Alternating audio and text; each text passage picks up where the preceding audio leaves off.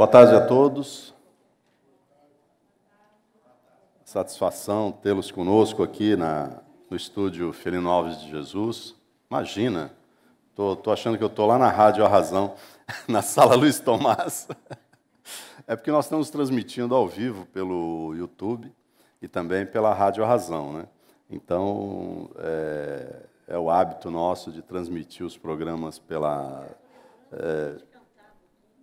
quando cantávamos aqui, né? Era muito bom, né? Mas a senhora pode participar do coral do Rações Cristão. Quem canta seus males espanta.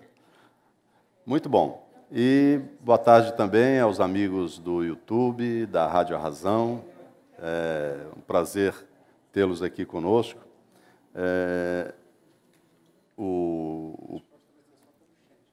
Isso. Pode... não dá. Gente, queria dizer aos amigos que estão no YouTube e também na Rádio A Razão que hoje só vai dar para a gente responder pelo chat do YouTube e, claro, aqui dos presentes. Então, nós não vamos estar com o WhatsApp para poder interagir com vocês. E hoje é uma reunião especial, né? Porque, olha o número, 90ª reunião do grupo de estudos aqui da Casa Chefe, e não só o número redondo, sugestivo, como vocês imaginam. A gente faz uma reunião por mês. E durante o ano nós fazemos 10 reuniões. Portanto, são 9 anos que a gente já realiza esse grupo de estudos. E hoje, mais especial ainda, por ser o tema que encerra um ciclo, o ciclo de estudos do livro Racionalismo Cristão, 45ª edição. Até porque nós não vamos estudar a conclusão, né, do livro. A conclusão fica por conta de vocês. Então, vamos hoje abordar a síntese dos princípios racionalistas cristãos. O Adriano, que é implacável, vai controlar aqui o nosso tempo para cada slide. E hoje, também por um motivo muito especial, nós temos que terminar na hora. Mas no final eu digo para vocês por quê. E um outro motivo especial desta reunião é que eu acabei de saber que o casal Rose e Gerson vão se tornar militantes a partir de segunda-feira.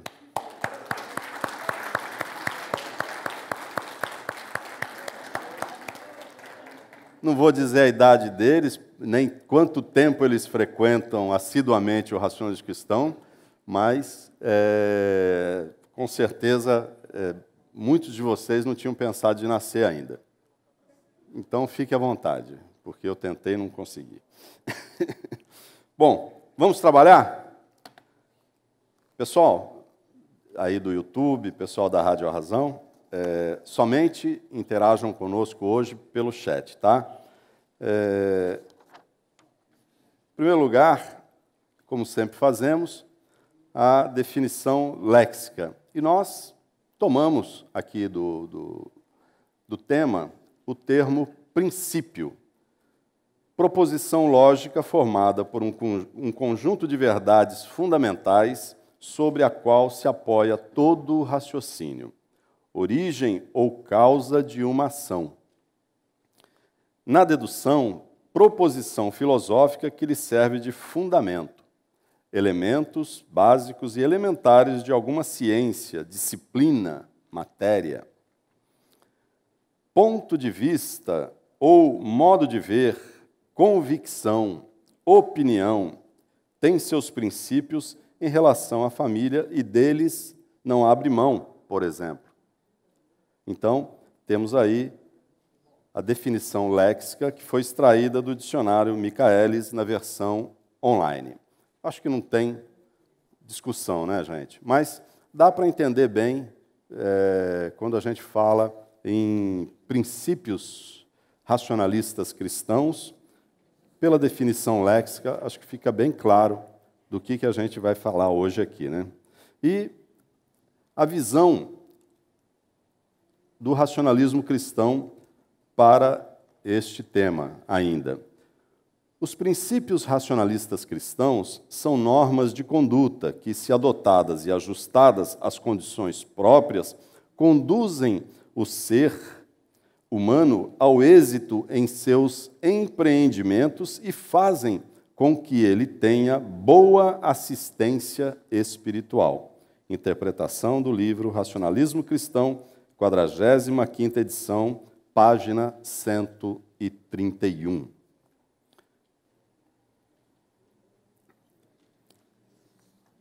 Primeiro princípio, ou primeiro item da síntese dos princípios espiritualistas. Fortalecer a vontade para a prática do bem. Todo mundo conhece a síntese dos princípios racionalistas cristãos, né? Ao se identificar com os reais objetivos da vida, a pessoa desenvolve interiormente o estímulo necessário para praticar o bem, que consiste em beneficiar a si própria e a coletividade.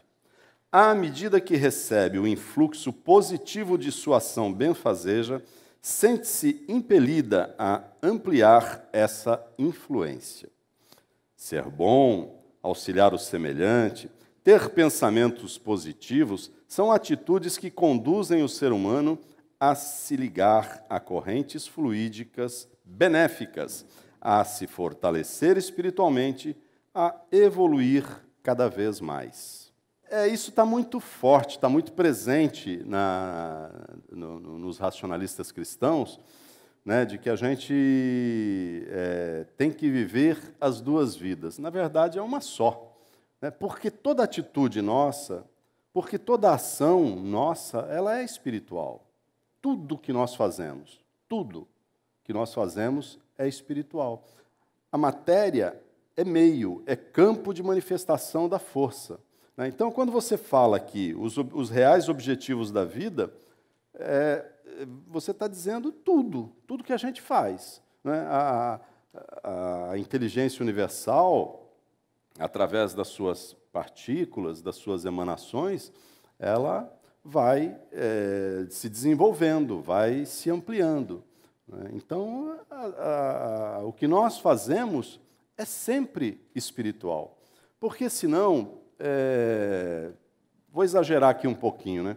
Pode induzir a pessoa a dizer assim, não, eu estava com muita pressa para vir para o racionalismo cristão e eu passei no sinal fechado.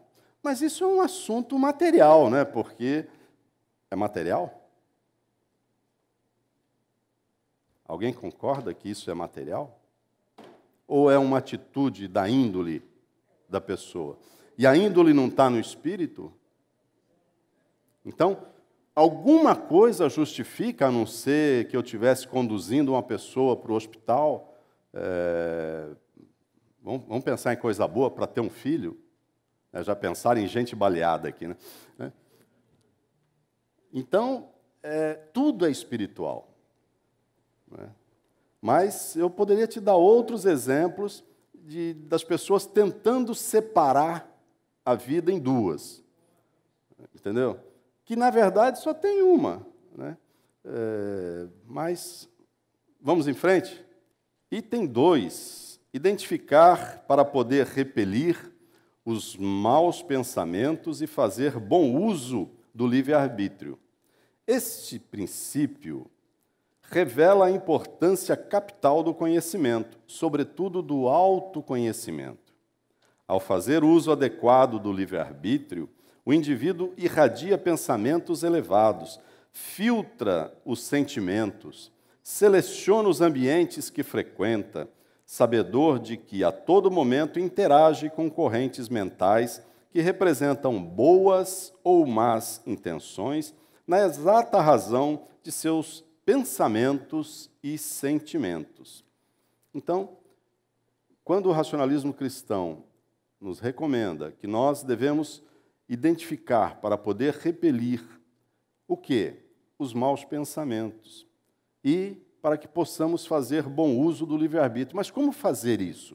Aqui tem, diríamos, uma receita, uma orientação, né? No instante que esse princípio ele é de fundamental importância que seja do conhecimento das pessoas. Quanto mais pessoas conhecerem esta realidade, ou seja, a força do pensamento, tanto mais poderão repelir à medida que os maus pensamentos, à medida que elas façam bom uso do seu livre-arbítrio, né? Porque aí, quando a pessoa está fazendo bom uso do livre-arbítrio, ela está irradiando pensamentos elevados, de bem-querer, pensamentos voltados para o progresso, para o sucesso de todas as pessoas que estiverem à sua volta. É verdade, Nelson. Confunde mesmo, Nelson. Eu estou conversando com um internauta aqui que está mandando mensagem direto para mim aqui. Bom, alguém comenta? Pois não, Pablo. Uma prática que vem me auxiliando é, ao final do dia, monitorar e refletir sobre todos os sentimentos, principalmente os sentimentos negativos. Porque na raiz de um sentimento negativo, ou tem uma situação vivenciada e ela está sendo energizada, e aí ela precisa ser trabalhada para ser desenergizada, ou ali é a raiz também de um defeito. Quando a gente deixa de culpar o outro pela emissão de um sentimento que emana de nós mesmos, né, não é responsabilidade do outro emanar um sentimento negativo na pessoa, é a pessoa que emite esse sentimento. E na raiz desse sentimento, entendo eu que ou tem um defeito a ser trabalhado, ou tem alguma situação vivida que ainda está sendo energizada e precisa ser trabalhada para ser desenergizada. Só tem um jeito, né? Fazer isso diariamente, como você disse que está fazendo, né? Pode comentar, presidente? Claro. Na raiz do sentimento negativo está o pensamento negativo sempre. Pensamento antecede o sentimento. Por isso a importância de nós filtrarmos os nossos pensamentos para que os sentimentos se alinhem com os nossos propósitos. Mas o que o Pablo disse, que eu entendi, é que isso pode ser ocasional, momentâneo, vamos dizer assim, em função de uma situação, ou ele é repetitivo, ou seja, ele é constante. E se ele é constante, é erro de fabricação. O que se repete é o pensamento. O pensamento se repete.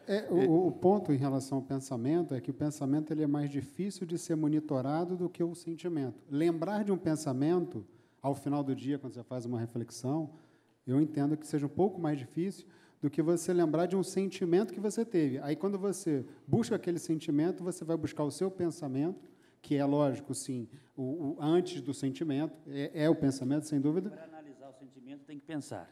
Então, pensamento sempre antes. O que nasceu antes, o ovo ou a galinha? Eu sei a resposta. Acabou Você perguntou quem nasceu primeiro, o ovo e a galinha. Eu poderia, usando esse raciocínio, muitas vezes um pensamento negativo, ele leva você a uma situação negativa. E muitas vezes você cresce com essa situação negativa, porque você tem que procurar um caminho para sair dela. Então, será que, eu te pergunto, será que existe situação positiva e negativa? Sim. Tudo é para o bem. É uma visão, mas não deixa de, dentro do que nós aprendemos no racionalismo cristão, algo negativo tem que ser combatido. Eu não preciso gerar um sentimento negativo pelo meu pensamento para eu aprender a combatê-lo. Melhor é não tê-lo. Não, melhor é não tê-lo, mas na nossa sociedade você enfrenta muitas situações negativas. Sim, isso aí é normal. Aprendo com elas. Mas a ênfase aqui é com relação ao pensamento. Então, voltando à história do ovo ou da galinha, quem nasceu primeiro foi o ovo, né? Porque antes da galinha tinha o ovo tiranossauro, não sei que sauro aí da vida, não era galinha, né? Então, agora, o que nasceu antes, o pensamento ou o sentimento? O pensamento. O pensamento é o fato gerador de tudo. Vamos em frente?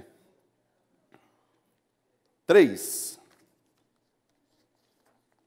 Cultivar pensamentos elevados em favor do semelhante. Vejam que, dentro dos princípios, o tempo todo Luiz de Matos falava do pensamento, né? Então, o pensamento é vibração do espírito, manifestação da inteligência, poder espiritual. Logo, o ser humano deve utilizar o pensamento para prover o bem-estar próprio e do semelhante, seguro de que atingirá esse elevado objetivo com assistência das forças superiores. Ou seja, pensar bem é atrair o bem. Se eu penso bem, eu atraio também as forças superiores.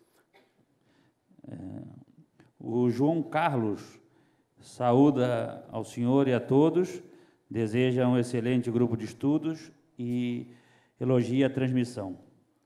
Carlos Paixão. Boa tarde. Carlos Paixão, de Recife. Acredito que a definição de vida material e espiritual se refere à passagem de Jesus. Dai a César o que é de César e dai a Deus o que é de Deus. Mais ou menos. Não é? Bom, alguém comenta? Obrigado aí pela companhia, obrigado pelos elogios aí ao grupo de estudos. Isso aqui é trabalho de equipe e a gente aqui só está aqui não para nem para apresentar, mas só para motivar vocês a falarem. Eu sei que no começo assim muitas pessoas se inibem com a minha presença, né? O pessoal fica com um pouco de vergonha e tal, mas daqui a pouquinho todo mundo se solta, aí eu tenho que ficar cortando o pessoal e não gosto disso não, por isso que é o Adriano quem corta, não sou eu não. A ideia de dar a César o que é de César e a Deus o que é de Deus é no sentido de sermos justos, é o princípio da justiça que Jesus quis se referir, né? E foi nesse sentido que ou é esse o sentido que nós entendemos dessa frase atribuída a Jesus. Mas é bom saber que você está ligado aí, amigo, lá no Recife. Não desejar para os outros o que não quer para si. Fácil, né? Mas tão difícil da humanidade praticar, né? O ser humano deve direcionar seus pensamentos para a construção do bem, e não para desejar infelicidade aos semelhantes. Vibrações negativas irradiadas afetam primeiro o emissor, para depois vincularem-se às correntes afins. Vejam como o racionalismo cristão explica de forma muito objetiva, muito clara, a razão pela qual nós não devemos desejar o mal a quem quer que seja. Exatamente porque nós estamos desejando para nós mesmos. Aquele que deseja o mal e que pratica o mal, ele está praticando para ele mesmo. Ele é o agente gerador.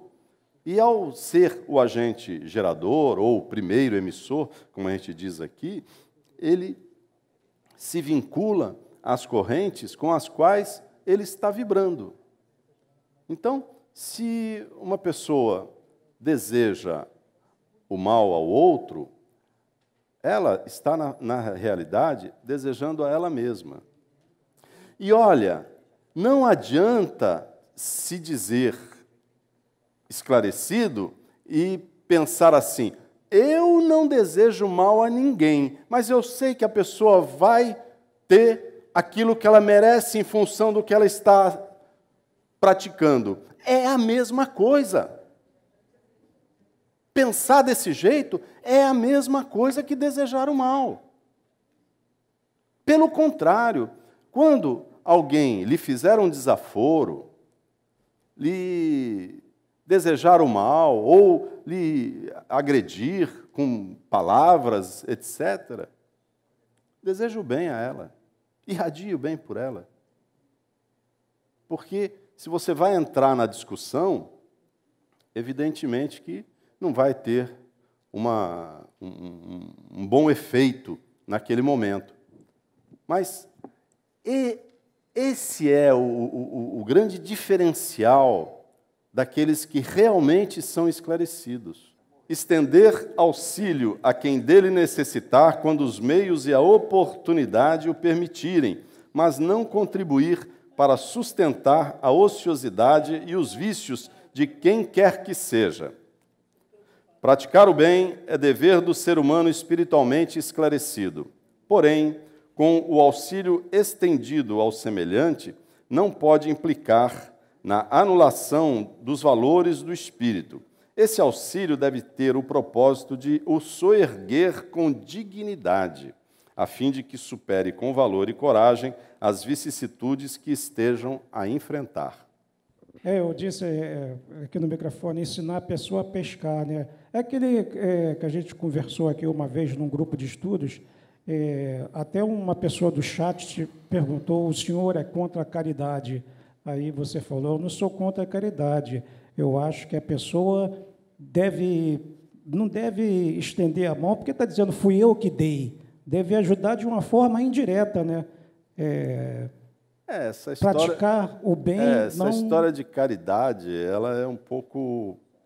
A gente tem que tomar cuidado com isso, né? Porque, como diz aqui, nós devemos auxiliar, ajudar as pessoas dentro das nossas possibilidades, porém, não devemos sustentar a ociosidade. Mas, no caso da caridade, a visão que nós temos é de que ela mais enaltece o ego de quem faz e humilha quem recebe do que propriamente ajuda.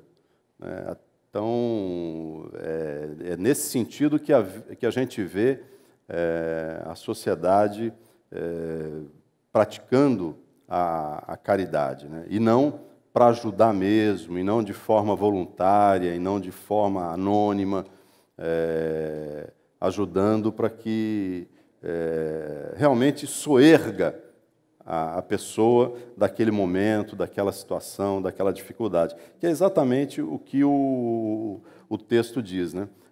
Soerguer com dignidade, né? Devolver a dignidade, né, à pessoa. Dirceia Nunes, boa tarde a todos. Contra fatos não há argumentos. O pensamento é tudo na vida mesmo. Não temos como fugir disto. Jane Bueno, boa tarde, amigos. Sobre esse princípio, quem mal faz, para si o faz. Sem dúvida. Nelson Costa, o resultado de irradiar o bem à pessoa é realmente fantástico. Novamente, a Dirceia Nunes. Concordo que praticar o bem é o dever do ser humano, mas nunca esperar algo em troca. Ok, perfeito. Não há o que comentar, né? Temos aqui esses 4 comentários bem pertinentes. Mas bem objetivos. Bem né? objetivos e conclusivos. Claro, claro. Pode? Tem um caso que eu conheço de uma senhora que... Põe na boca, assim, mas não lá dentro. Isso. Por favor. Tá ligado. Aí. Então, é o seguinte, ficava um senhor na porta da casa dela pedindo. Ela um dia chegou para ele e perguntou, o senhor sabe, tem alguma profissão? Ele disse, eu sou marceneiro, só não tenho ferramentas. Ela foi à loja, comprou todas as ferramentas, ofereceu a ele, daí ele partiu a trabalhar, nunca mais pediu nada para ninguém, foi viver a vida dele. Estava precisando de uma oportunidade. Exatamente. Nós temos um caso aqui na Casa Chefe de um cidadão que ele vinha dormir aqui no pé do muro, o seu Almeida, né? E o seu Cotas ficou sensibilizado com aquilo, mas daquela energia do seu Cotas, o senhor está aí, e deu um safanão mesmo no homem, né? Assim, se quiser trabalhar, é só passar pelo lado de dentro, que aqui tem emprego, aqui tem trabalho, e tem onde dormir também, e tem alimentação, e tem salário. Então, o homem veio trabalhar, trabalhou quantos anos, Rafael? Todo esse prédio aqui era encerado por ele. e ele cuidava, limpava... Morreu no solar aí. Morreu no solar, seu Almeida. Então, o que é que a gente, nesse caso, que a gente está observando, esses dois exemplos, é que foi dada a dignidade. Emprego é dignidade, acima de tudo. E vale isso, vale aquilo, a gente já sabe o que é. No mínimo, tira a dignidade das pessoas. Não que, num primeiro momento, não seja necessário um prato de comida, até para a pessoa se manter de pé para poder trabalhar, né? Mas, num segundo momento... Um casal estava dormindo na rua, mendigo, aí acharam uma bolsa cheia de dinheiro. Aí foram no estabelecimento e devolveram o dinheiro e eles deram um emprego para eles, eles ficaram lá trabalhando. Quer dizer, podia ter ficado com aquele dinheiro. Não, eles são mendigos, mas não são ladrões. Tinha honestidade. Tá certo. Ter consideração pelo ponto de vista alheio, principalmente quando manifestado com sinceridade. A harmonia social está baseada no respeito às opiniões e aos pontos de vista divergentes. Sendo assim, é importante que o indivíduo tenha consideração por ideias manifestadas com sinceridade, entendendo-se que essa atitude não implica em concordância com o juízo exposto, tendo em vista que cada pessoa exprime suas opiniões em consonância com o acervo intelectual e moral que possui. Compreendido? É fundamental a importância que nós tenhamos respeito pela opinião dos nossos semelhantes. Não significando que, com isso, estejamos concordando com a pessoa, com a opinião dela, né? Mas significa, acima de tudo, respeito. Principalmente quando a gente percebe que a pessoa está sendo sincera. É aquilo que vai na alma dela. E por quê? O que está na raiz disso? Ou o que está por trás disso? Porque, Gilberto, nós estamos aqui para estudar o racionalismo cristão, mas eu não sei se você concorda, mas nós estamos estudando filosofia aqui também, né? Podemos dizer. Fundamentalmente. Fundamentalmente, tanto é que o jornal A Razão traz sempre artigos sobre Platão, sobre muitos filósofos, né? Tá, mas o que está por trás? O respeito à opinião de cada um, que é uma marca dos filósofos. E o que está por trás? O amor? Gente, o que está por trás disso aqui são os graus evolutivos. Mas já falou já. Nós temos que ter respeito pela opinião dos nossos semelhantes, e queremos que tenham pela nossa opinião também, porque nós estamos expressando o que vai na nossa alma, o que nós temos de bagagem espiritual.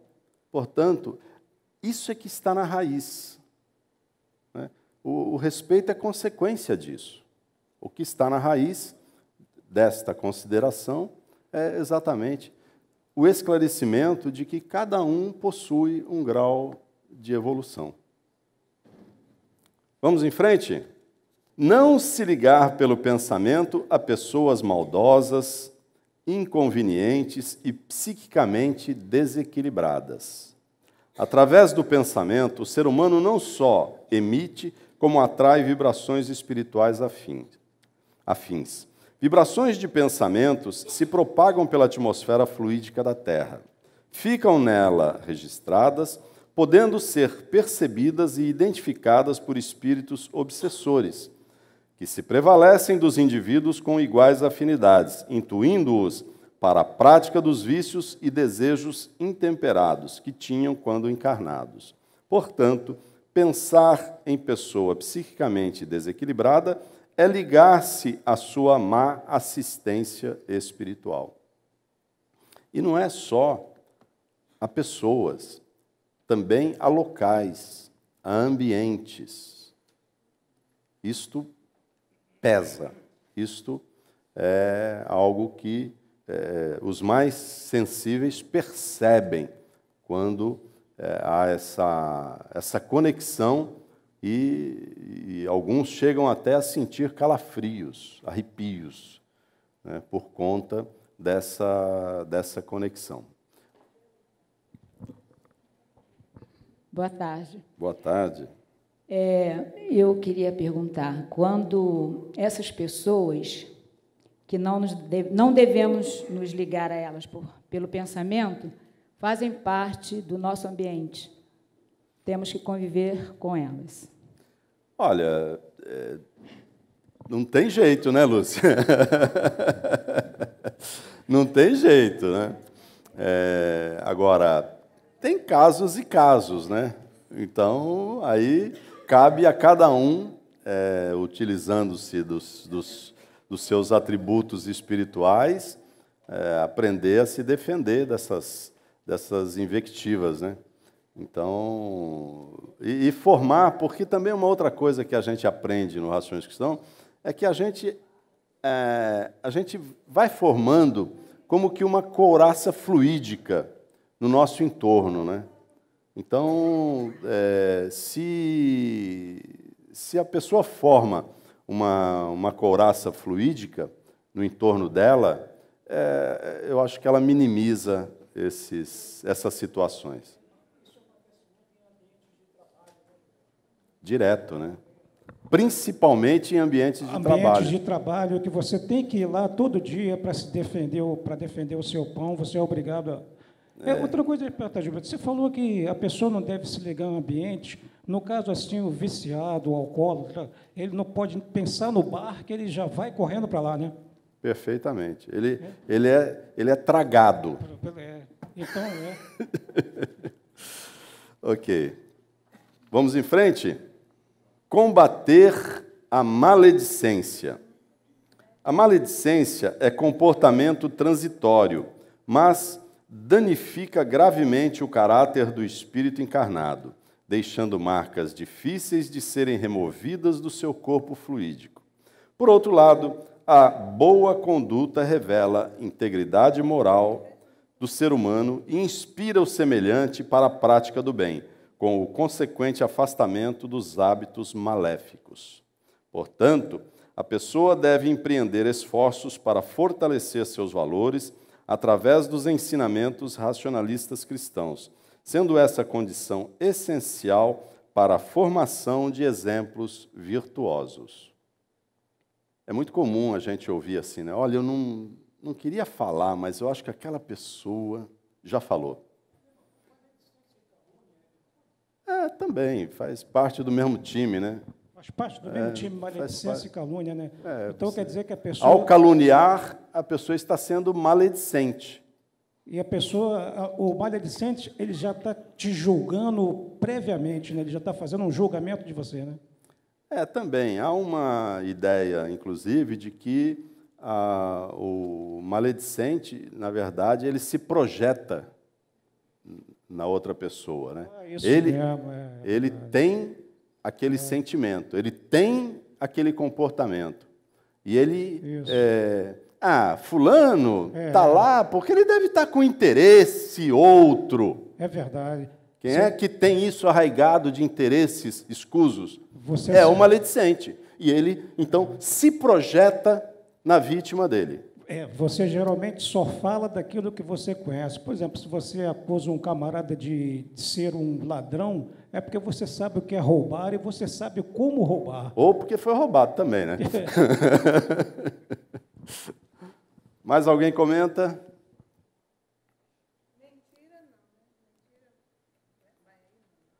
Não, a mentira estaria dentro de um outro grupo, né, de atividades negativas, né? A mentira, evidentemente que se você diz uma mentira para enganar alguém, né, é ruim. Mas, normalmente, a pessoa mentirosa, ela engana primeiro ela mesma, né? Mas ela não está falando mal de alguém, a não ser que ela minta falando mal de alguém. Aí é maledicência. Né? Normalmente normalmente é assim, né? O maledicente, ele mente, né, falando mal do outro. Né? Tudo claro? Nada no chat? O Nelson Costa faz aqui alguns comentários, corroborando com tudo que o senhor está dizendo, está nos informando que aprendemos mais com as divergências do que com as concordâncias. Com respeito à opinião, sempre há crescimento espiritual, diz o Nelson Ferreira da Costa de Marília. Sim, perfeito. Um abraço aí para o pessoal de Marília. Vamos em frente? Eliminar do hábito comum a discussão acalorada. Debates inflamados constituem forte polo atrativo de espíritos obsessores, que se aproveitam do desequilíbrio psíquico a que estão sujeitos os seres humanos para influenciá-los através da afinidade de pensamentos estabelecida. A falta de esclarecimento está na raiz do problema, pois muitas pessoas desconhecem a realidade espiritual existente, atidas exclusivamente no que podem perceber ao redor através dos 5 sentidos humanos. Quais são os 5 sentidos humanos? Visão, audição, paladar, tato, olfato. E sentir as coisas além disso tudo significa que a pessoa tem uma sensibilidade mediúnica. Mas é através de um desses 5 sentidos que ela vai perceber mediunicamente alguma coisa, né? Não tem jeito. Pode ser pela intuição. Mais uma vez, a gente não consegue dissociar as 2 vidas. Não. Não há é uma vida só. Exatamente. Não é vida de gato. Gilberto, ultimamente as pessoas têm falado muito sobre inteligência emocional. Quer dizer que a pessoa, não sei se todos concordam aqui, é difícil controlar as suas emoções, mas você tem que gerenciar as suas emoções, né? Nós vamos chegar lá. Tá? Vai ter um item aqui para a gente falar disso. Por enquanto, nós estamos falando aqui da discussão. Vamos discutir aqui a discussão. Quando você discute, você se descontrola, né? Não necessariamente. Eu costumo dizer o seguinte, que as pessoas falam que da discussão nasce a luz. Eu acho que do diálogo nasce a luz. Da discussão nasce, em geral, o desentendimento, a desarmonia, as inimizades acabam, porque uma pessoa quer impor a outra a opinião dela. Esse é o problema da humanidade. A pessoa quer impor a vontade dela, né? Mais ou menos, chega a ponto da pessoa dizer, mas por que você pensa assim? Bom, eu sempre costumo dizer o seguinte, né? Uma opinião que resistir a 5 porquês me convence, né? Então, é difícil isso, né? Uma opinião resistir a 5 porquês. Mas a pessoa está conversando com um filho e chega um momento, o filho diz assim, mas por que eu tenho que fazer assim? Você tem que fazer porque eu estou mandando. Pronto, perdeu a razão. Não faz mais sentido. Faltou argumentação, faltou o argumento do convencimento, né? Por que razão você não pode fazer isso, né? Então, a razão é essa. E nos diálogos entre as pessoas também tem que existir, no mínimo, vamos dizer assim, o respeito um pelo outro, né, para que não haja essas questões de desinteligências, né? Porque na discussão, na briga, né, a raiz de tudo isso é a falta do esclarecimento espiritual, né? Conservar em plena forma a higiene mental e física. O conceito de saúde integral, ressaltado pelo racionalismo cristão, tem como base o cuidado com a higiene psíquica e a física, uma vez que a contemplação desses aspectos representa o norte de qualquer existência saudável. O enfoque racionalista cristão na saúde fundamenta-se na necessidade de um indivíduo manter-se alheio a qualquer excesso, criando condições para que possa crescer em seus talentos e se aprimorar moralmente através do desenvolvimento contínuo de suas potencialidades. Com efeito, o cuidado global com a higiene é virtude e sabedoria para o espiritualista. O conceito do racionalismo cristão é sobre a saúde integral. O que é a saúde integral? Pelo que eu tenho aprendido do racionalismo cristão, entendeu? É que a física, a saúde integral é a saúde física e a saúde espiritual. Que nós temos tratado a saúde física para a espiritual se sentir bem e seguir em frente, entendeu? Então, nós só estaremos bem, concluindo pelas suas palavras, nós só estaremos bem se nós tivermos o equilíbrio psíquico que vai nos proporcionar uma boa saúde física. A Dirceia Nunes, falando um pouco mais para trás, né? No meu horário de almoço, sentava com colegas de trabalho no qual falava mal de alguém e, por mais que eu ficasse calada, sentia mal.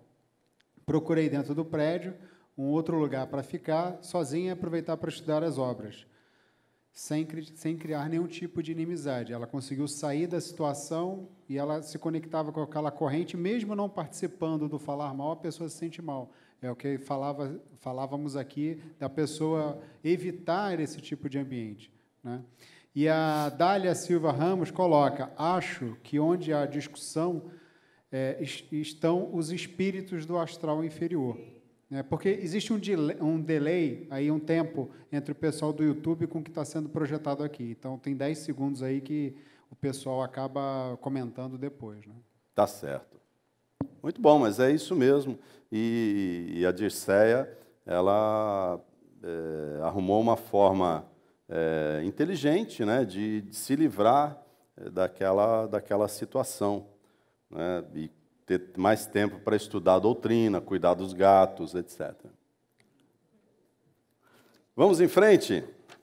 11. Exercer o poder da vontade contra a irritação.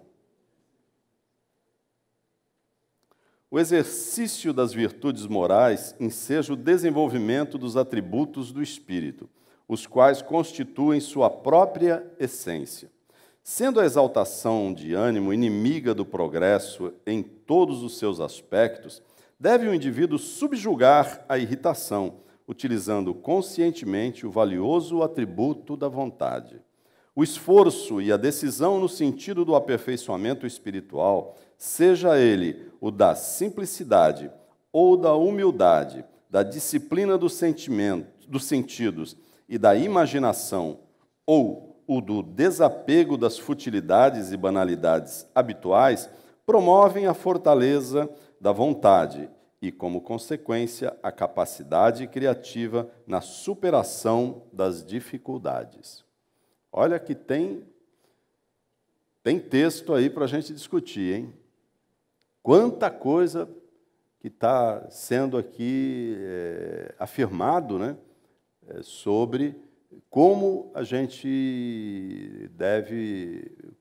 pode exercer a vontade contra a irritação.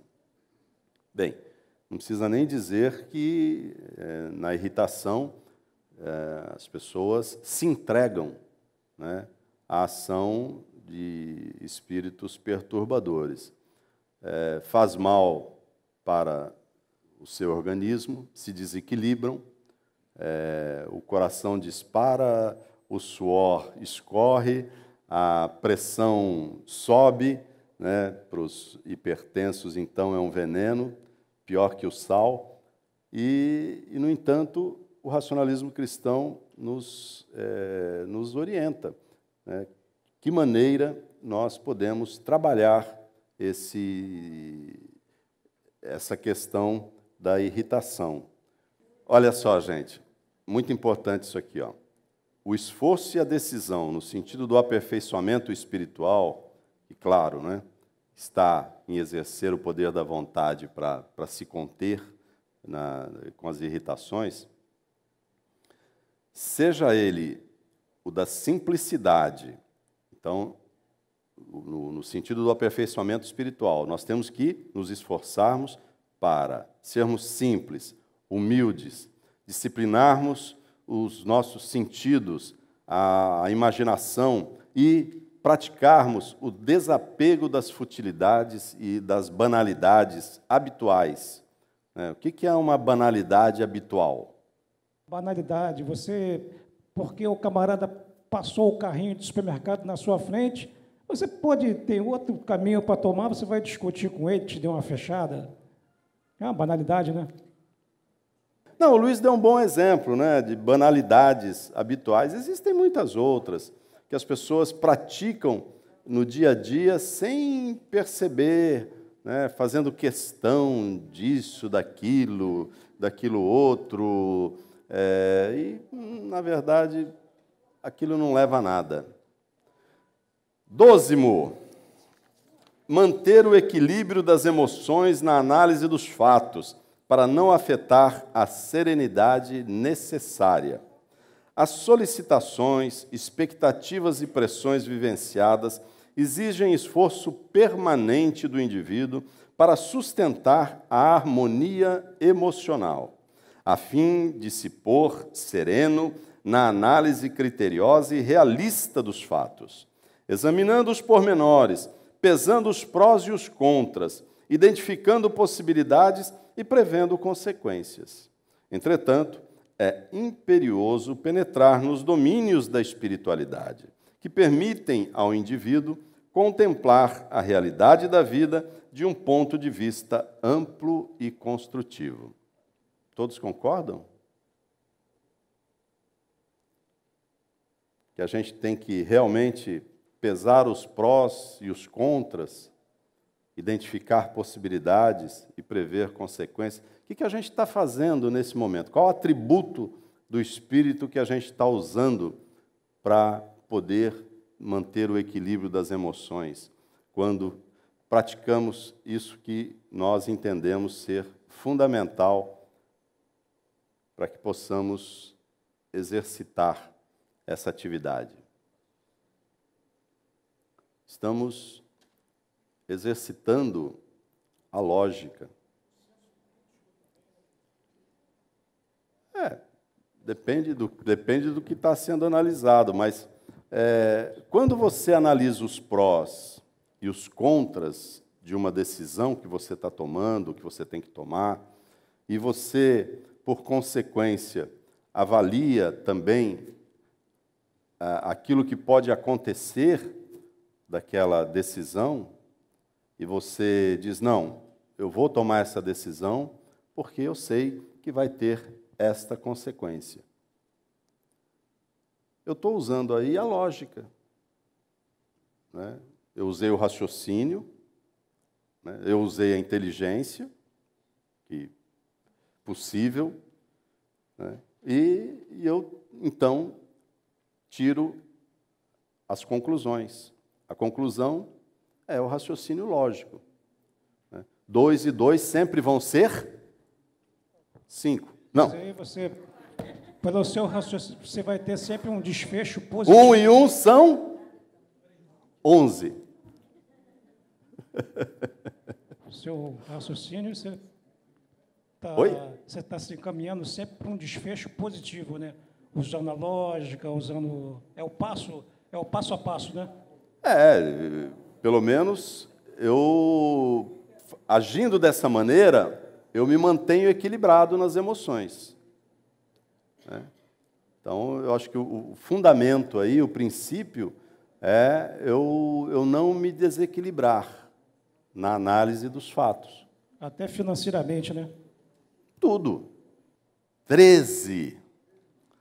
Adotar como norma disciplinar o hábito sadio de somente tomar decisões que se inspirem no firme propósito de fazer o bem, agindo para isso com ponderação, moderação, justiça, serenidade e valor.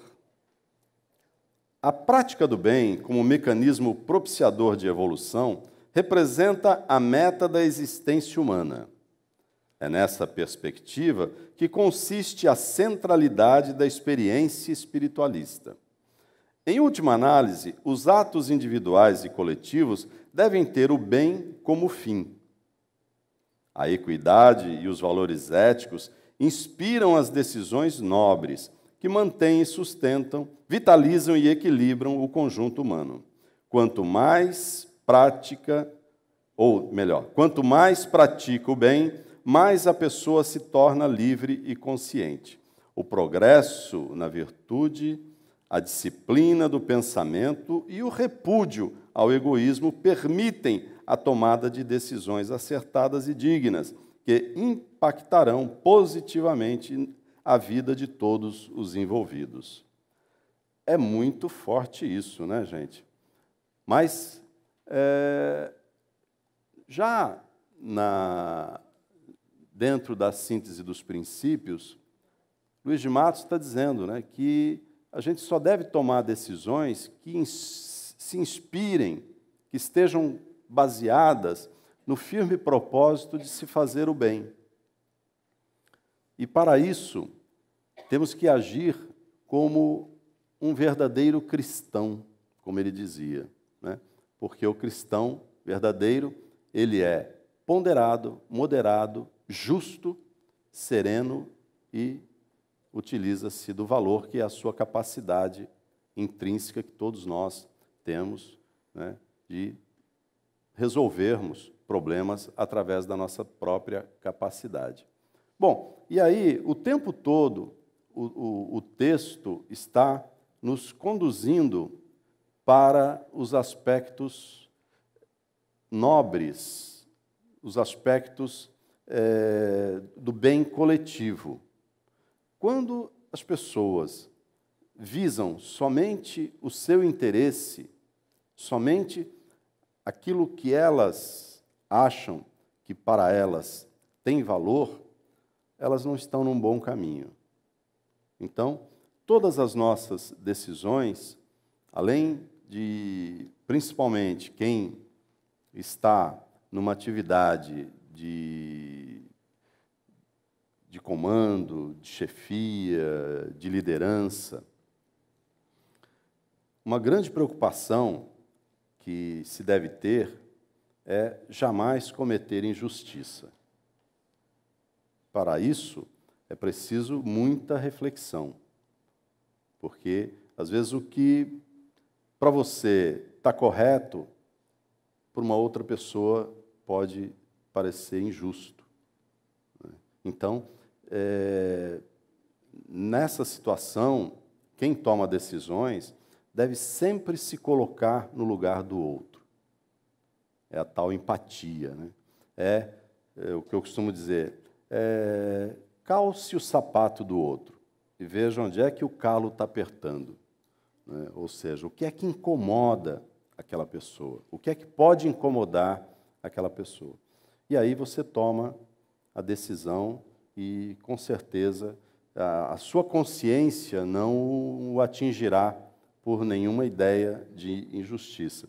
E, acima de tudo, a questão da igualdade, né, e os valores éticos, morais, que devem inspirar todas as decisões, né? E isto fortalece, sustenta, vitaliza o conjunto da humanidade, né, à medida que mais e mais pessoas se inspiram nesses predicados, nesses postulados, para tomarem as suas decisões. Ele usa o número menor, aí não vai doer no pé dele. Porque aí a senhora vai ver que as necessidades dele, eu estou entendendo assim, né, se o sapato dele for muito apertado, vai significar que os interesses dele são muito pequenos. Então, a gente também tem que tomar cuidado para não se deixar levar por interesses pequenos de outras pessoas, porque isso pode influenciá-lo numa decisão errada. 14. Conduzir-se respeitosamente na linguagem e nas atitudes. A sobriedade e a temperança demonstradas no uso adequado e cordial do vocabulário, bem assim o comportamento cortês, exprimem de forma condensada conquistas morais importantes que podem suavizar o percurso evolutivo dos seres humanos. A atuação e a linguagem elevadas revestem-se de importância capital na perspectiva racionalista cristã, pois dizem respeito aos próprios fundamentos da vida em sociedade. O indivíduo que se conduz nos moldes da autêntica sensatez inspira confiança e manifesta grandeza espiritual. Não só fazer uma agregação, Gilberto, muitas vezes a pessoa já está com um problema muito sério, então o jeito que você fala, você às vezes tira aquela pessoa, né? Muitas vezes você fala alguma coisa, a pessoa já está mal, fica mais mal ainda, né? Então, o jeito que você fala, que você entona a sua voz, já ajuda a pessoa, né? Isso é uma arte, né? A arte da sutileza. Eu vou te contar um caso de sutileza. No passado, nós tínhamos reuniões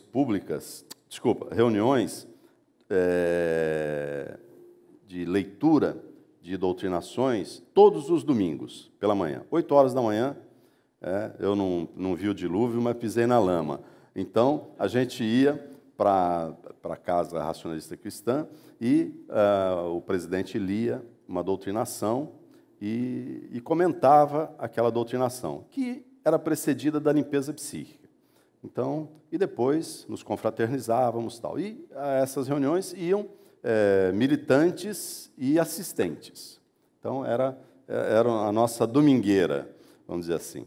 Bom, um dia, um militante, que eu não vou aqui citar o nome, ele foi para a reunião sem a gravata. Ele foi só de paletó. E era a vestimenta, como é até hoje, né? Hoje a gente aboliu o paletó, aboliu não, a gente facultou o paletó, mas é mais elegante usar o paletó, né? Bom, mas essa é a minha opinião. E aí, o presidente da casa, ele pegou as 2 lapelas do cidadão. Aliás, aquele dia ele não falou nada. Ele não falou nada. No outro domingo, a pessoa voltou à reunião. E como ele viu que estava todo mundo de gravata, ele botou gravata. E no término da reunião, o presidente, então, pegou nas 2 lapelas dele e disse assim: hoje o senhor está vestido de forma elegante. Parabéns. O que ele fez? Ele foi muito sutil, né? Ele fez uma crítica, se é que foi uma crítica, mas ele fez um comentário sobre a roupa anterior da pessoa. Então, tem pessoas que têm esse dom. Isso se desenvolve, o jeito de falar. E sabe como é que a gente aprende isso? Não estou dizendo que eu saiba, mas quando a gente tiver que falar alguma coisa para alguém, a gente fala para a gente mesmo e se coloca no lugar da pessoa que vai ouvir aquilo. Então, o tom de voz, o jeito de falar com o corpo, de se expressar, tudo isso vai ser notado e vai ser absorvido melhor se for feito com sutileza. E vai ter um efeito melhor se a pessoa conseguir se expressar de forma elegante e tal. Mas uma coisa que fica muito claro aqui, além de todo esse texto, que está muito bem elaborado, eu diria o seguinte: o fato de nós sermos íntimos de uma pessoa, de nós sermos pais, filhos, cônjuge, amigo, não nos dá jamais o direito de nos dirigirmos desrespeitosamente para a pessoa. É isso que tem feito muito problema, gerado muito problema. E outra coisa que tem gerado muito problema é esse negócio das pessoas escreverem o que elas querem nas redes sociais. Elas se escondem atrás, né, das redes sociais e fazem comentários altamente destrutivos, preconceituosos, coisa que ela nunca teria coragem de fazer olhando no olho da pessoa. Não teria, entendeu? Mas, infelizmente, as pessoas ainda não estão sabendo fazer bom uso dessa ferramenta chamada rede social. Vamos em frente? Presidente.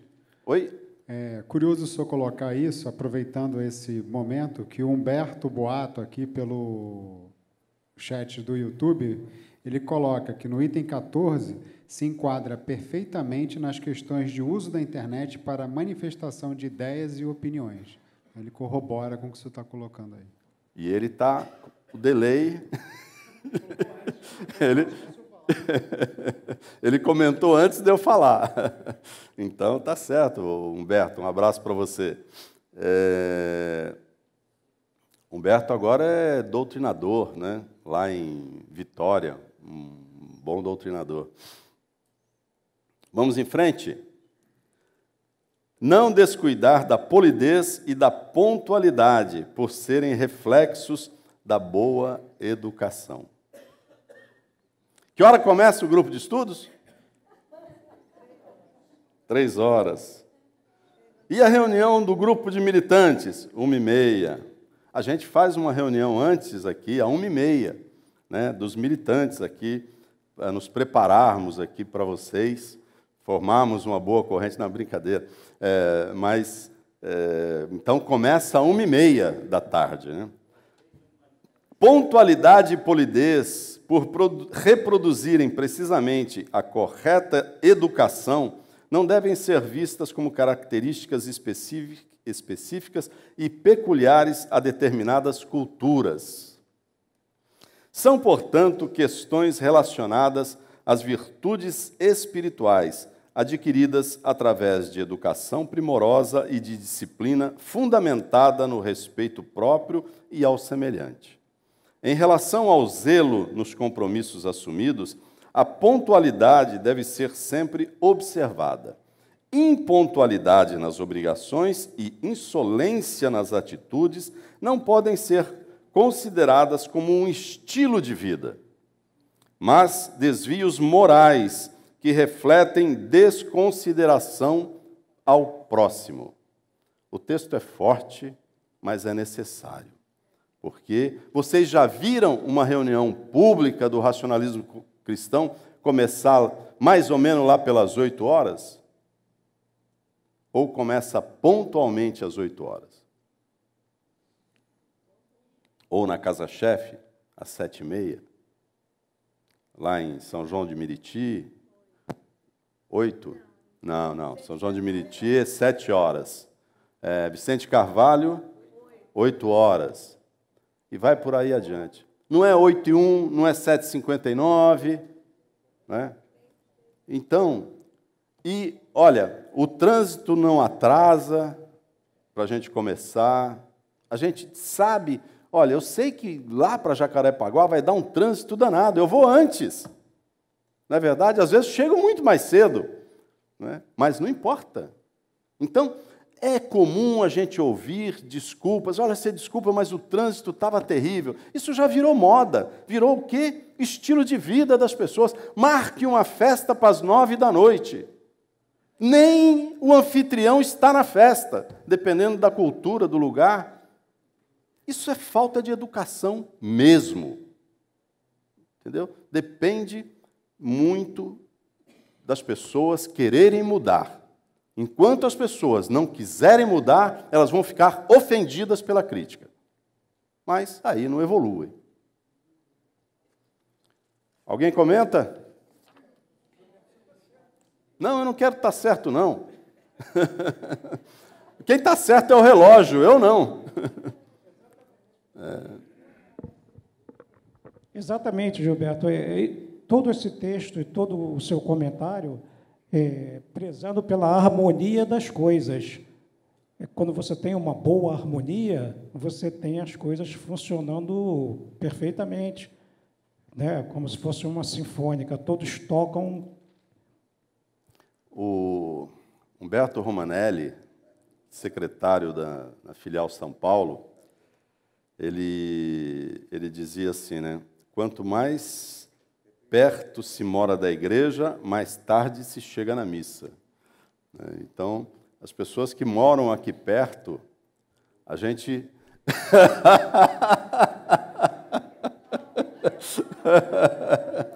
As pessoas que moram aqui perto e que seguem o 15º item da síntese dos princípios racionalistas cristãos são os primeiros a chegar aqui, não é, Mariana?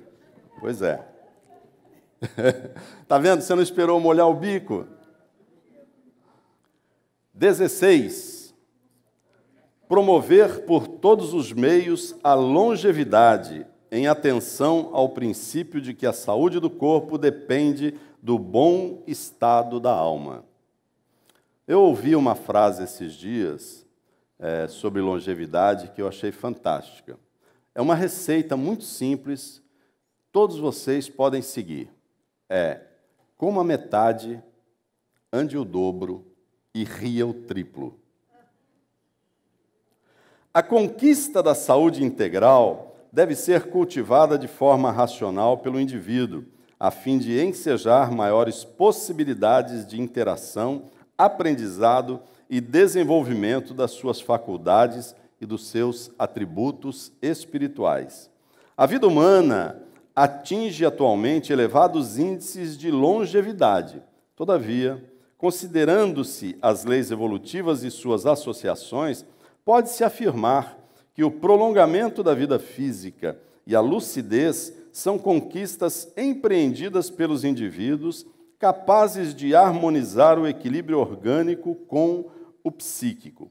Assim, torna-se indispensável que o ser humano estabeleça paradigmas morais e psíquicos que lhe facultem a aquisição do precioso bem que representa a saúde plena ou completa, que é, né, a saúde integral, como a gente está dizendo aqui, o equilíbrio psíquico e, por consequência, o físico.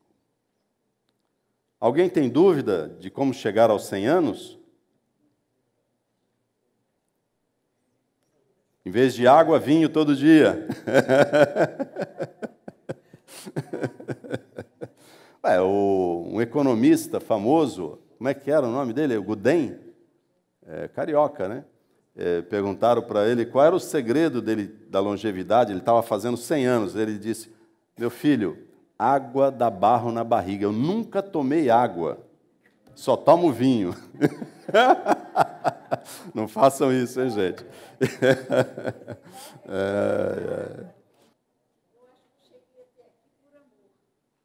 Olha, está aí um bom... Então, vamos acrescentar o 4º item, né? Coma metade, ande o dobro, ria o triplo e ame o quádruplo. Eu amo a música, a poesia, os seres humanos, o Brasil, as crianças e as flores, tudo eu tenho muito amor. Olha só que lindo.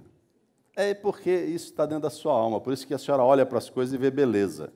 Eu cheguei, isso é espelho. Vou fazer 82 anos agora, dia 5 de setembro. Meus irmãos todos morreram até 68. 10. Caramba. A senhora matou um por um. Não. Brincadeira, brincadeira.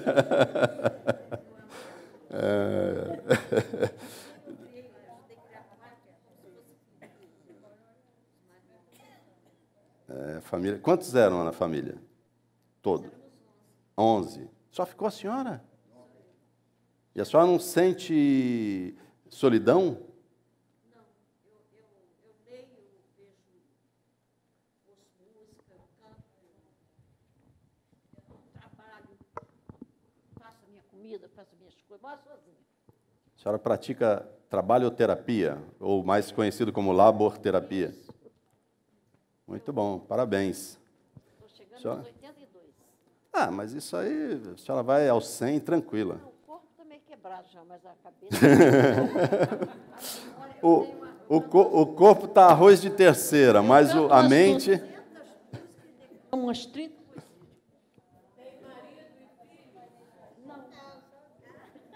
Então é por isso que a senhora vai longe. Olha, pior praga é esse tal de marido e filhos. Senhor Gilberto, ela está pedindo para eu repetir. Eu sou Fátima, frequento aqui. E eu perguntei a ela se ela tem marido e filhos. Sim. Não, fez bem em pedir para falar no microfone, porque assim o pessoal do YouTube ri também. 17.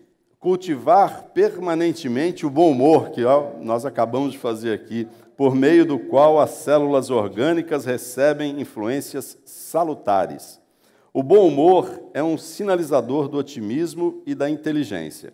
Depende de fatores físicos, psíquicos e culturais e varia de acordo com a personalidade de cada indivíduo. Sua expressão deve avaliar o contexto, a fim de não desbancar para a vulgaridade e a insensatez. Evidências fundamentam que a alegria aumenta a capacidade de resistência e proporciona bem-estar.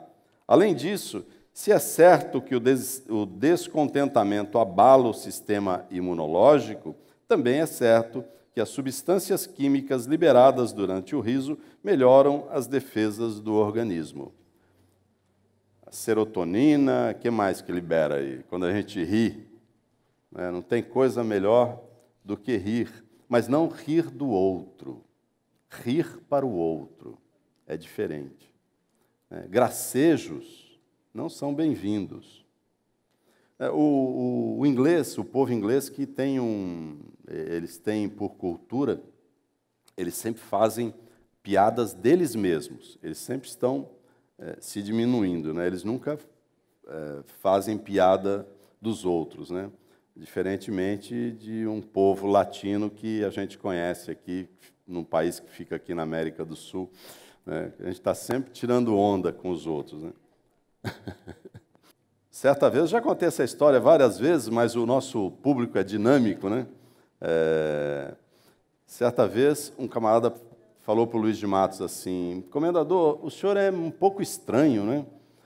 Por quê? Não, porque é o seguinte, o senhor, quando as coisas estão difíceis, o senhor está com problemas muito intrincados, tal, não sei o quê, o senhor melhora o seu humor, o senhor fica mais solto, mais alegre e tal, não sei o quê, mas quando o senhor vence uma situação, obtém êxito numa disputa, qualquer coisa, o senhor se fecha, o senhor fica com a cara fechada, né? Por quê?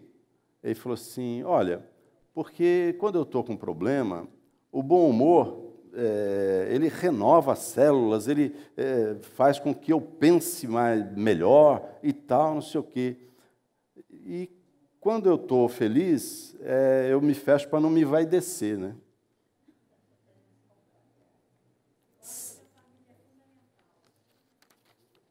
Diga, Mariana. Eu acho que a família é fundamental. Para o bom humor? Eu não tenho filhos, mas tenho meus irmãos. Não moram perto de mim, mas eu sinto muita falta. Estou sempre me comunicando com eles e digo mesmo para eles: sinto muita saudade, muita falta. Não tem coisa melhor na vida para a Mariana do que uma família. É a minha opinião. A família é o berço de tudo. Mas nós, racionalistas cristãos, a gente se sente em família, não é, Ivonete? Eu me sinto também. A gente briga... Não, brincadeira, a gente não briga, não.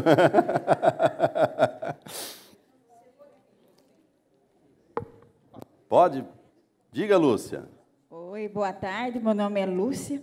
Mas, assim, seu Gilberto, a cada grupo de estudo, ele faz uma colocação em relação ao que... Exemplos, vamos dizer. E aí eu me lembrei de um que ele disse que seu Humberto dizia que aqui no racionalismo cristão era a segunda casa dele.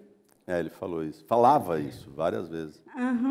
E então, assim, eu também me sinto isso. Quando estou na minha casa, eu já lembro do seu Gilberto em relação a esse dizer. E eu acho assim tão importante e assemelhando a questão da família, né?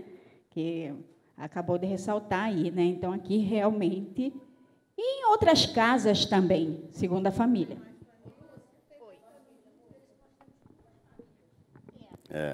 Verdade. Vamos em frente? Usar de comedimento no falar, pusemos um tempero aqui, né? Vestir, trabalhar, dormir, alimentar e recrear. Prudência é qualidade que possibilita ao indivíduo utilizar a razão para discernir em qualquer circunstância o que representa o bem como virtude humana e escolher os meios adequados para a sua realização. O comedimento, portanto, é a medida certa da ação. Não se confunde com timidez, medo ou dissimulação. A pessoa comedida é prudente nos seus atos, avalia os acontecimentos, escolhe, decide e ordena suas condutas, de modo a pôr de lado o exagero e a inutilidade. Gente, é muito engraçado, né? Esse texto, ele passa por umas trocentas mãos, né? Inclusive o pitaco final da Diretoria de Ação Doutrinária, né? E a gente não viu que tinha tempero. Pusemos um cominho no texto, né? Mas vocês entenderam, né? Que a gente tem que temperar bem a vida, né? Então, acho que foi nesse sentido que o escriba quis dizer, né? Porque a gente tem que ser realmente equilibrado, né? É como a história do bom senso, né? Todo mundo está satisfeito com o que possui, não quer nem um pouquinho mais, nem um pouquinho menos, né? Mas a gente tem que ser equilibrado no falar, no vestir, trabalhar, dormir, alimentar, recrear. O que mais? Gilberto, você está falando no vestir como uma forma... Equilibrada. Porque se você vai para uma festa e você é convidado para uma festa, né? E você chega lá não é festa fantasia, né? E você chegar lá de pijama fica meio estranho, né? Fica falta de comedimento, né? Da mesma maneira que depende do lugar onde você vai se vestir adequado, né? Os jovens dizem que eles se vestem todos iguais para não sair fora da tribo. Ok, eu pensei que você, para evitar pré-julgamento... É verdade, o senhor ri, é verdade.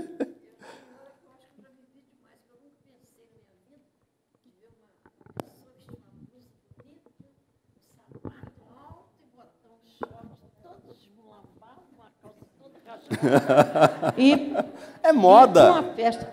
Mas é moda. Moda tem que ser uma coisa bonita. Isso é a ditadura da moda. Não, a moda tem que ser uma coisa bonita, não uma coisa ridícula, uma coisa feia, horrível. A moda tem que ser aquilo que a pessoa se sente bem, né?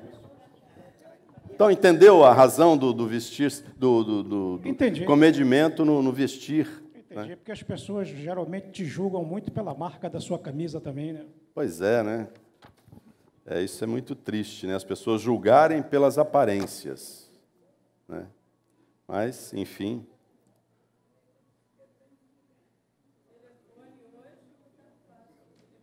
O negócio está brabo, hein?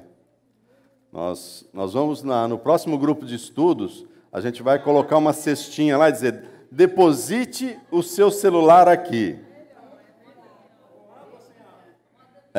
Não, depende. 19. dedicar-se integralmente à segurança e à estabilidade do lar. Olha a família aí, Mariana.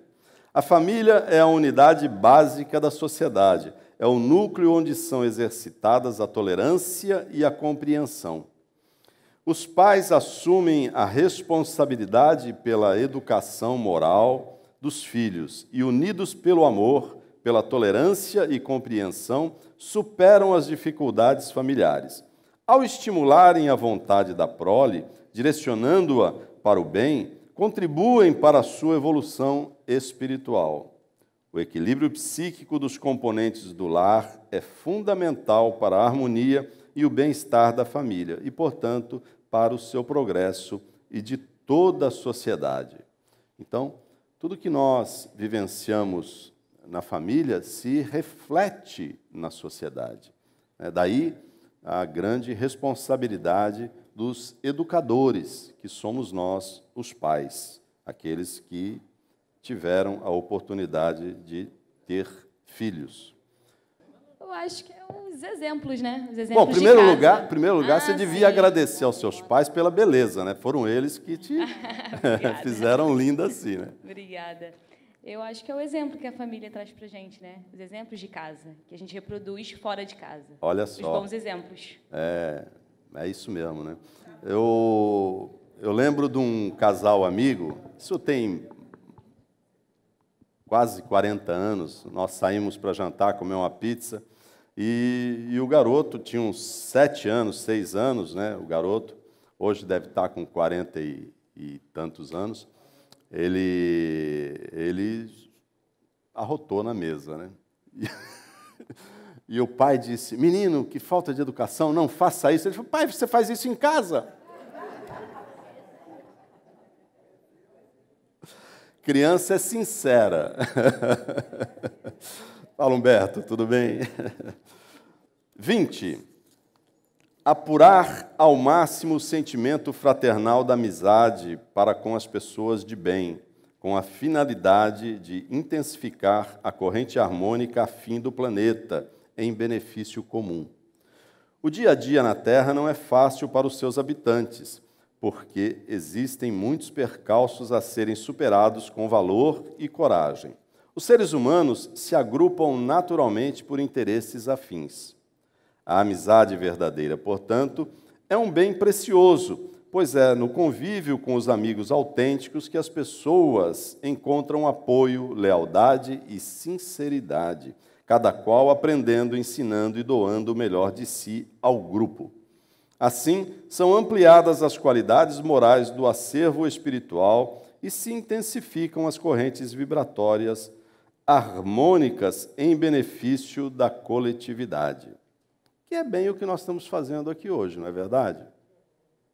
Mas, alguém quer comentar?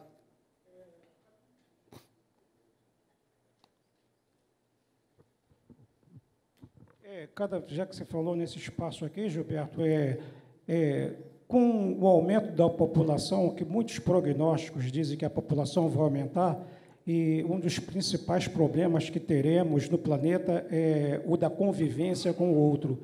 E você falou exatamente isso. Nós precisaremos de mais espaço como esse, porque teremos mais pessoas num menor espaço, dividindo menos espaço. Deu para entender, mais ou menos? Sim, sim. Então, você está certo. Cada vez mais precisaremos de mais espaços como esse, conversando, para melhorar a nossa convivência. É importante. E da amizade? O que é que a gente leva?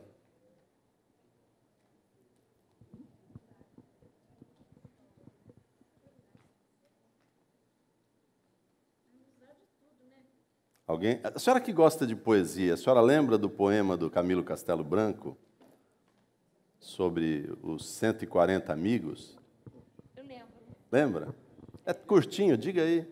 Mas eu lembro, mas... Ah, sim, a senhora não lembra do... Não sei falar o poema, entendeu? Mas eu lembro disso que tinha não sei quantos amigos, no final só ficou um, né? E quem era esse um que ficou? Quando ele ficou cego, abandonado, ninguém ligava para ele. Eu não estou lembrando muito, não. Era a esposa dele. É. Dizem que era o cachorro dele, mas na verdade não era. Mas eu acho assim, que se todos nós somos irmãos em essência, nós devíamos amar todo mundo na humanidade, né? Sempre não querer para o outro aquilo que não quer para si. Tá certo. Né? Diga, Lúcia. Se eu não me engano, o poema é assim, são 101 amigos. 101 ou 140? 101. 101. É. Olha, eu já aumentei, porque eu adoro amigos. É porque você gosta também de amizade. E você lembra do poema? Então, assim, eu não lembro o poema, mas eu lembro o texto, né? É um texto. Então, é um poema. Assim, do Camilo Castelo Branco, ele diz que eram 101 amigos. E aí, então, esses amigos subiam com ele para cima e para baixo, quando ele estava no alto, né, da carreira dele. E então, não importava as curvaturas da coluna que ele fazia. Esses amigos estavam sempre perto dele, esses 101. Mas, quando ele ficou cego, apenas um amigo ajudou ele nas aventuras dele de saúde, sem a saúde.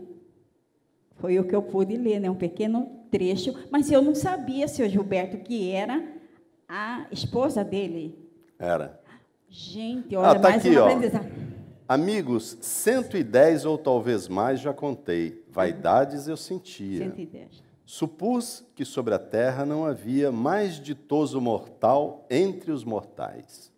Amigos, 110, tão serviçais, tão zelosos das leis da cortesia, que, já farto de os ver, me escapulia às suas curvaturas vertebrais. Um dia adoeci profundamente, ceguei. Dos 110, houve somente um. Dos 110, houve um somente, que não desfez os laços quase rotos. Que vamos nós, diziam, lá fazer? Se ele está cego, não nos pode ver? Isso eu lembro. Que 109 impávidos marotos. Camilo Castelo Branco. Mesmo. Luiz de Matos declamava esse poema na cabeceira da mesa. Amigos, mas interesseiros. Eu tinha um irmão doente que ele adorava festa. Então, ficava chamando todo mundo. Eu, todo ano, fazia festa para ele, porque ele era uma criança mental e doente. Então, eu tinha muita pena dele, que os outros venceram na vida, e ele nunca foi ninguém. Então, tinha aquele trabalho de fazer aquela festa para ele. Aí chamava todo mundo. Aí, no final, ia pouca gente. Aí, quando ele estava doente, ninguém aparecia para ajudar, para ver. Aí, o último ano de vida dele, ele falou para mim assim: minha filha, não faz festa esse ano, não. Você está muito velhinha, muito cansada. Realmente, eu estava mais velha no tempo dele do que agora, porque ele dava muito trabalho e eu sofria muito com o sofrimento dele. Então, eu fazia tudo para ele ser feliz. Você não faz festa, não? Porque só vem quando faço aniversário, na festa. E quando eu estou doente, não aparece ninguém para me ver. Aí, ele fazia aniversário dia 25 de outubro. Ele morreu dia 25 de abril, antes do aniversário. Infelizmente, é o interesse e, acima de tudo, Bom, mas vamos em frente. E, para encerrar, vamos falar das correntes mentais. Ninguém está só na Terra. Neste planeta escola, existe a constante luta do bem contra o mal e suas correspondentes correntes mentais, optando por uma delas tanto os espíritos encarnados quanto os desencarnados. É através do esclarecimento espiritual que os seres humanos passam a entender a realidade da vida, ajustando sua forma de viver a esse juízo, de modo a vibrar bons pensamentos e sentimentos e a praticar somente o bem. Então, cabe a cada um o dever de fortalecer a vontade para rejeitar pensamentos e sentimentos inferiores. Essa luta contra as fraquezas humanas proporciona sua ligação às correntes astrais superiores, minimizando os sofrimentos físicos e psíquicos. Essa coisa da luta do bem contra o mal, meio maniqueísta, né? Mas a gente sabe que existem gradações, né? Nestas correntes mentais. Mas, enfim, só o esclarecimento espiritual é que vai fazer com que a humanidade mude, né? E é exatamente isso que nós estamos aqui buscando. Diga, Lúcia. Sobre esses 20 princípios, que está no final do livro Obra Básica, eu gostaria de saber do senhor se esses 20 princípios poderiam ser trabalhados com as pessoas militantes, assistentes, de uma forma geral, porque eu nunca ouvi um trabalho feito com esses princípios durante o tempo que estou no racionalismo cristão. E acho que eles são importantíssimos porque eles trazem de uma maneira sintetizada a forma correta de uma pessoa viver a vida com os ensinamentos do racionalismo cristão e vejo que é mais simples, muito mais simples do que ler as doutrinações trazem ensinamentos riquíssimos, sempre. Os livros nem se falam. Tudo é ensinamento para o nosso dia a dia. Mas aquilo é ouvido, muitos ouvem, eu ouço também, e também leio, mas não fica fixado ali na minha mente, ou melhor, eu não acordo pensando naquilo que eu li. Mas esses princípios, eles ficam na minha cabeça. Eu acordo e uma ação que eu praticar errada ou correta, eu me lembro desses princípios. Ele fica na minha mente, fica fixado. Então, eu pergunto, eu acho que poderia ser trabalhado mais nas reuniões e, então, eu acho que ficaria bastante interessante e as pessoas absorveriam muito mais os ensinamentos desta maneira aqui. Não querendo dizer que não seja ensinamento. Eu acho que tudo que estudamos, a senhora todos os momentos. A senhora tem razão, porque eu penso que a cada reunião pública do racionalismo cristão, os doutrinadores e o astral superior, eles estão sempre desdobrando um desses 20 itens ou vários aspectos desses 20 itens. Eu fico com a impressão, a gente vira a obra essencial, 45ª edição, de cabeça para baixo, de cabeça para cima, de lado, né, inclusive para fazer esse trabalho. A impressão que eu fico é que o Luiz de Matos ele fez primeiro a síntese. Ele escreveu os 24 itens, nós resumimos para 20 da 44, até porque achávamos que tinha algumas coisas ali que dava para juntar.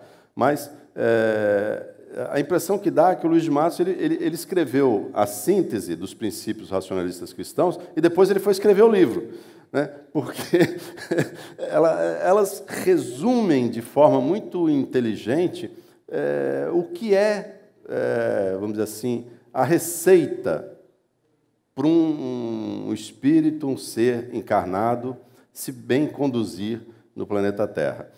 Eu costumo dizer o seguinte, né, que nós, seres humanos, nós não trazemos manual de fabricação. A gente nasce sem manual de fabricação, né? diferente dos equipamentos aí, dos eletrodomésticos e tal. Mas, se existe uma receita para viver, essa receita são esses 20 itens. É essa a minha visão, com todo respeito a todas as outras visões e de outras filosofias. Bem, o nosso próximo encontro será dia 2 de setembro de 2017, primeiro sábado do mês de setembro, e nós vamos tratar aqui dos princípios fundamentais. E a gente chamou de um. Quem fez engenharia deve lembrar da Física 1, 2, né? Então, a gente vai tratar aqui dos princípios fundamentais 1. E quantos nós vamos ter? 2, 3, 4, não sei. Aí vai depender do desdobramento que a gente consiga fazer dos princípios fundamentais. O material já está pronto e eu posso dizer para vocês que está muito bom, muito bem aprofundado nos princípios de vida que o racionalismo cristão nos ensina. Bem, eu pediria que vocês ficassem aqui sentados, que eu vou me despedir do pessoal aqui da Rádio Razão, do pessoal do YouTube. Se não tiver nenhum comentário dos amigos do YouTube, a gente se despede. Podemos nos despedir, Pablo? Amigos, muito obrigado pela companhia e uma salva de palmas para vocês que nos acompanharam até agora.